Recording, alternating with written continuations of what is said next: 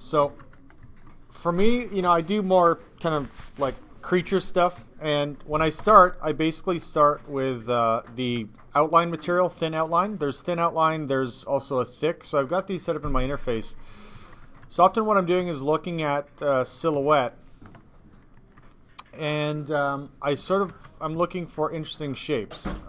So at a certain point, I will jump out of that, and I often will go back as well to the outline material to sort of see what's happening in my creature. So it's kind of like thumbnailing, but inside of Zbrush.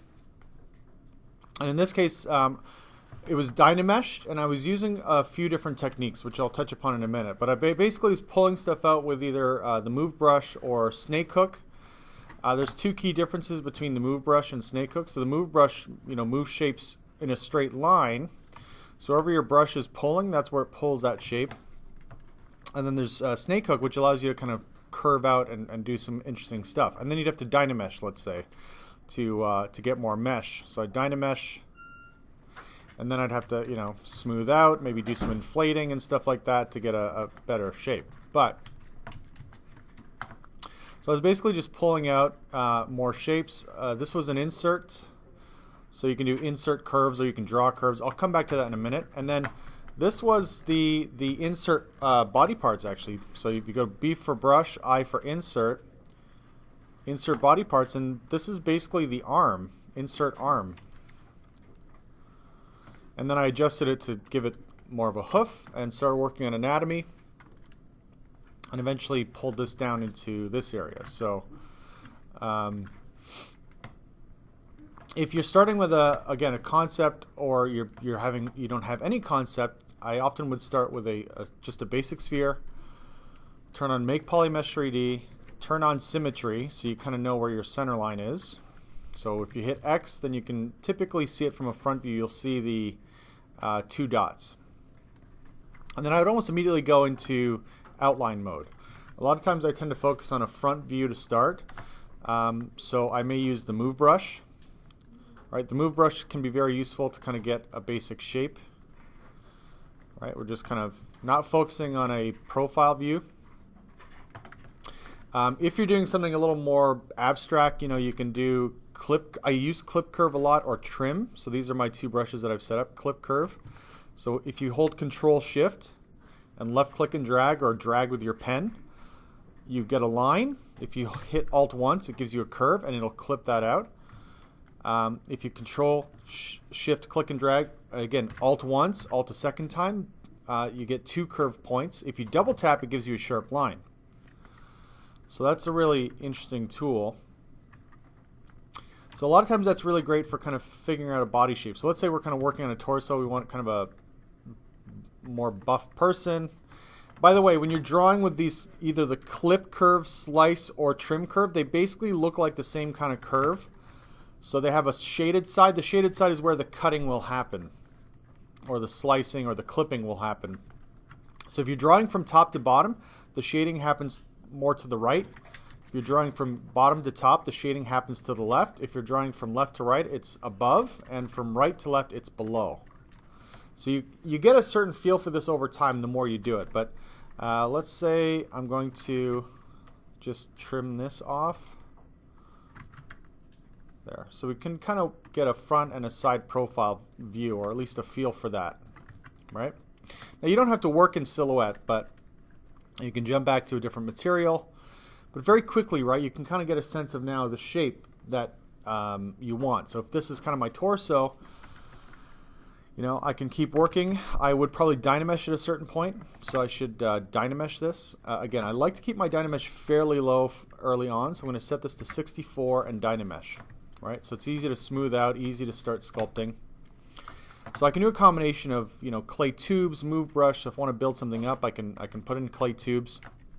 By the way, if you're sculpting and it kind of goes through one side and the other, if it gets a little messy, I've got a little button called back face mask, which should prevent it from going through very, very thin mesh. So let's say we get some sort of hips in here.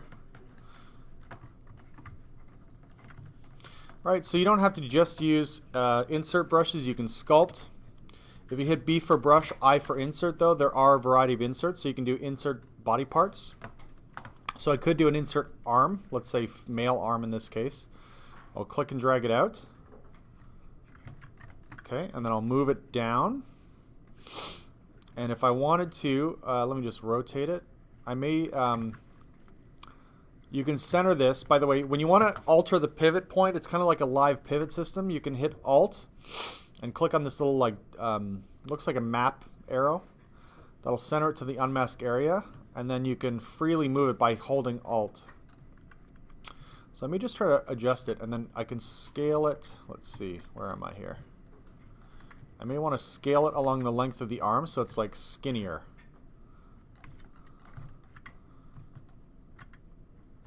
Let's try that one more time. There. So I want to kind of follow that plane if I can and see if I can lengthen it. For some reason it's not behaving as I'd like, but that's okay. Let's stick this in for now. And generally speaking, if you're going to Dynamesh stuff together, there should be some overlap, so you do want to get these things in contact with each other. So what I would do before Dynameshing this together is Control tap off the model, flip your model around. You can go to the Move brush, hold Alt, which pulls the mesh out in the direction of the normals that it's facing in.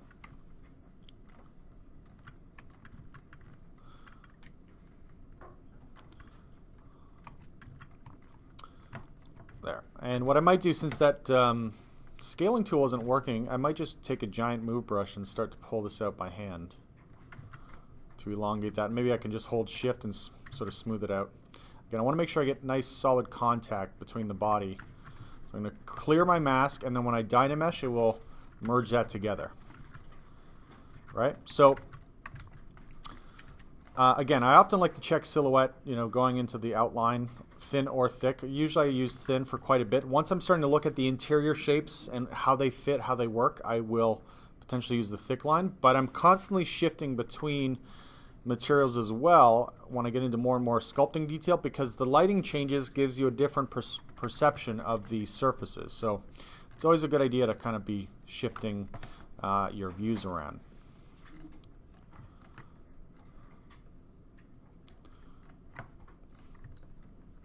So I'm just going to smooth this stuff out a bit. So those are some of the techniques. Like I said, I'm basically in a Dynamesh mode, which allows me to quickly merge new parts together or pull parts out and get mesh. The problem with not using Dynamesh is that if you're just using a mesh with divisions and you pull and you pull and you pull, you start to really stretch and warp some of these shapes out. So Dynamesh just redistributes the poly count and allows you to keep working. So if you wanted to create legs, sometimes I'll literally do a snake hook where I kind of pull down and out. It's more of a dress, I guess, in this case, but that could work. If you had a character with a dress, Dynamesh, and then you can inflate, smooth, right? So there's a variety of ways of creating these shapes. Like I said, if you go to Brush, Insert, the B for Brush, I for Insert, there's Insert Primitives. So if you wanted legs or a dress or something else, we can do an Insert Sphere. And again, if you're in Symmetry mode, click and drag Insert, hit, let's say, R for Scale, and then maybe I'll scale these out.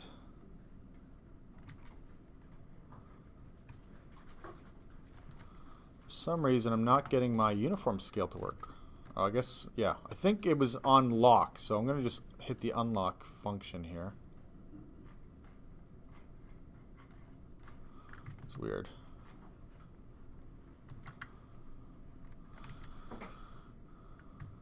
Anyways, yeah, for some reason I should be able to skew these on a non-uniform axis, but I don't know why it's behaving that way. Anyways, I'll just kind of place them for now. Like I said, I'll work around this just by using the move brush. So you can actually kind of move this stuff down.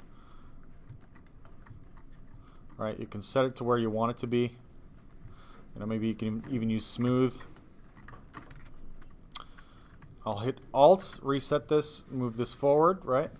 So you can set up the character's, anatomy any way you like.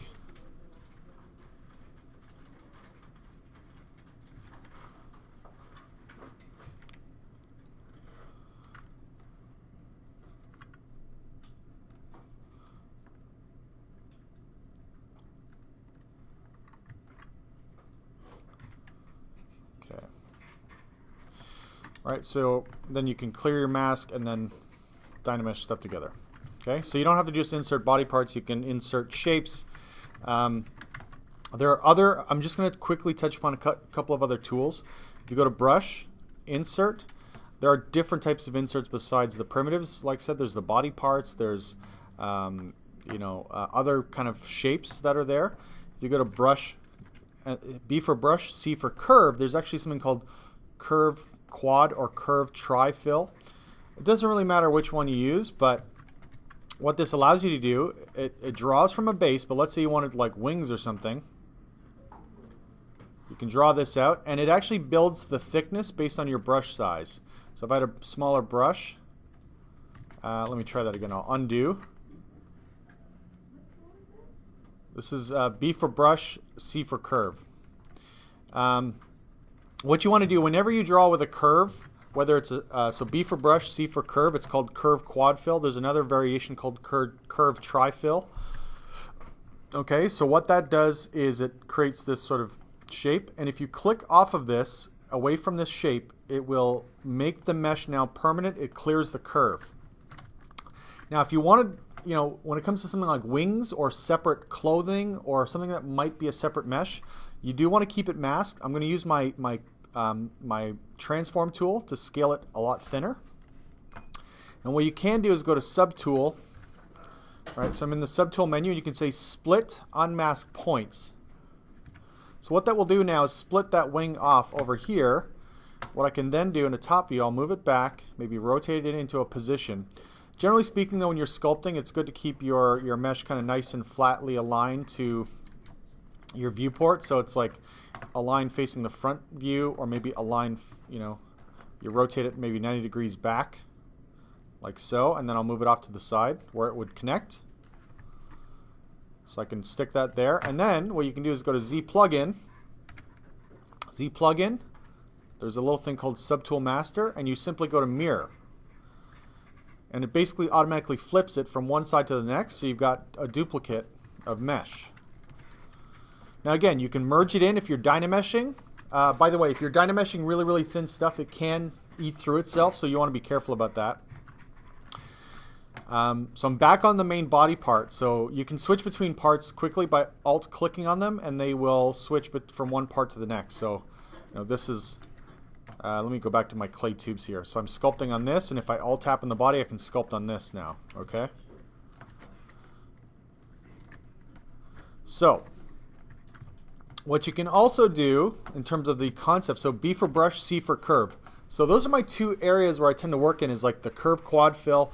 There's also curve brushes. So there's the curve brushes that create kind of a flat shape, like the curve tri or curve quad fill.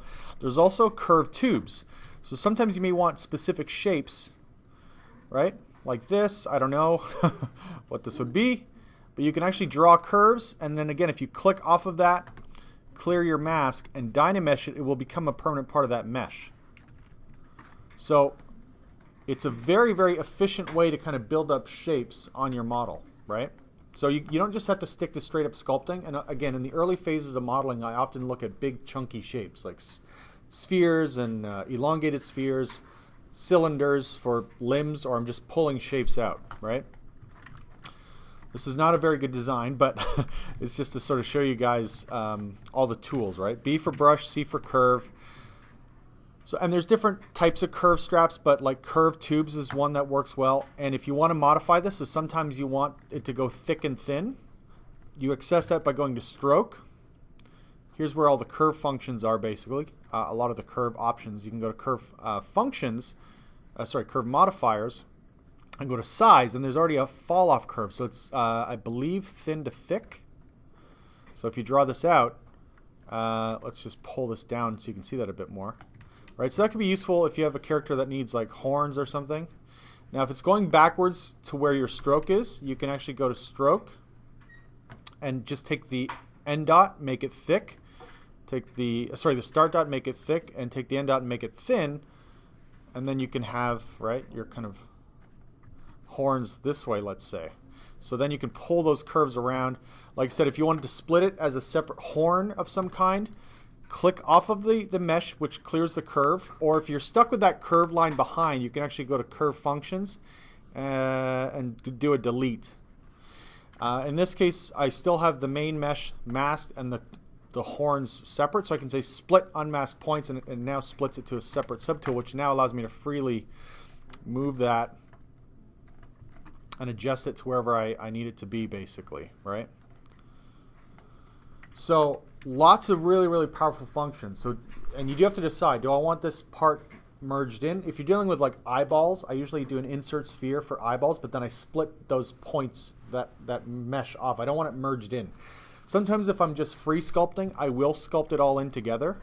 So like in this character, actually I did do a separate eyeball, so there's just a separate floating pair of spheres. So I did an insert sphere and then basically split it off.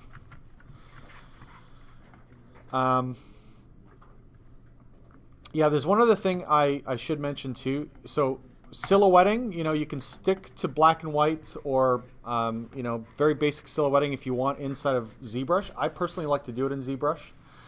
So if you are kind of making shapes, there's, just coming back, I guess, to the beginning of this, you know, if you're, I'll just do a couple of really cheap examples here, but let's say we pull out a shape and we're working on something. Again, this is more abstract. If you like this, you could say, okay, I'm going to scale this down. If you hit Shift S, it makes a snapshot. And then you could do a save as and say concept.